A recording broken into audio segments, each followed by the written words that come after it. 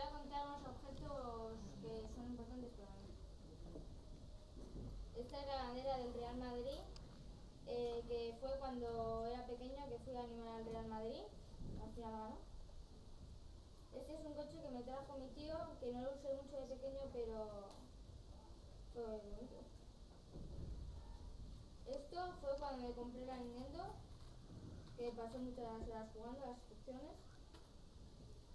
Y esto cuando fui a Game para comprarme mi primera consola, la Play 1. Este dibujo me lo hizo mi hermana cuando era pequeño a la perra que teníamos. Y esta tarjetita fue cuando fui a Warner con mi hermana y mi familia. Y esta foto es cuando hice mis primeros amigos cuando era pequeño.